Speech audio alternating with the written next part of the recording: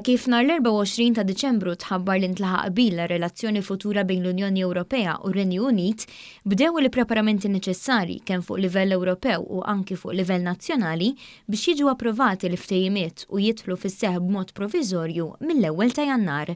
Kif iż-żmien tal-perjodu transitorju kien se jiskadi fl-aħħar tas-sena, dan ifisser li permezz ta' dan il-qbil ġiet eliminata l-possibilità li jkun hemm perjodu li fih ir-relazzjoni bejn iż-żewġ partijiet ma tkunx regolata. Għaldaqstant ġew evitati bosta reperkussjonijiet li setgħu iħallu impatt ferm negattiv fuq in-negozji u ċ-ċittadini. Il-Gvern Malti kien qiegħed isegwi mill-qrib l-iżviluppi li seħħew fl-aħħar jiem u pparteċipa b'mod sieħ fil-proċessi fuq livell ta' Unjoni Ewropea biex jiġu approvati l-ftehimiet li ntlaħqu mar-Renju Unit. Minnu fih il-Gvern Malti beda jħejju wkoll l-istrutturi tiegħu biex ikun ippreparat għat-tibdil li hu mistenni bl-implementazzjoni ta' dawn il-ftehimiet. Is-Segretarju Parlamentari għall-Fondi Ewropej Stefan Zrinzo Azzopardi spjega kif issa ntlaħaq qbil wara xhur ta' negozjati intensivi li ma' negozjati kienu kkaratterizzati minn nuqqas taqbil fuq kwestjonijiet ta' natura politika sensittiva, partikolarment dwar is-sajt, il-governanza u regoli li jiggarantixxu relazzjoni kummerċjali ġusta u bilanċjata għal wara l-ewwel ta' Jannar, meta Renju Unit formalment ma jibqax parti mis-suq uniku tal-Unjoni Ewropea. Is-Segretarju Parlamentari spjega li dan il-ftehim jirrigwardja l-qasam tal-kummerċ, is-sigurtà u dak li għandu x'jaqsam mal-enerġija nukleari.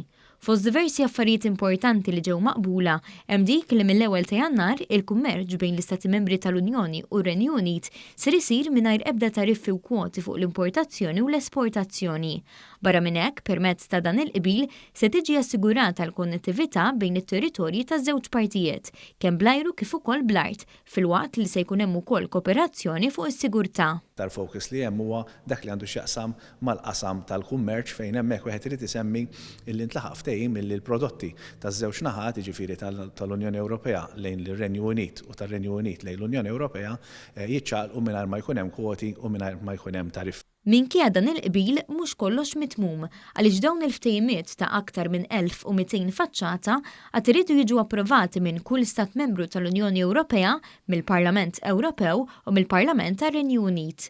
Is-Segretarju Parlamentari spjega li fi żmien li ġej se tkompli titwassal aktar informazzjoni dwar dak li ġie maqbul u l-implementazzjoni ta' dan il-qbil biex kulħadd ikun konxu mill-bidliet li se jaffettwaw kemm lin-negozji kif ukoll liċ-ċittadini. Il-Gvern anke f'istennija lejn Brexit kien għamel u wettaq kampanja ta' informazzjoni estensiva u bl-istess mod irridu flimkien anke ma' stakeholders involuti nagħmlu diskussjonijiet kif ukoll nwasslu l-informazzjoni ħalli kulħadd ikun aware dwar kif se jiġi implementat u l-effetti kollha ta' dan il-ftehim.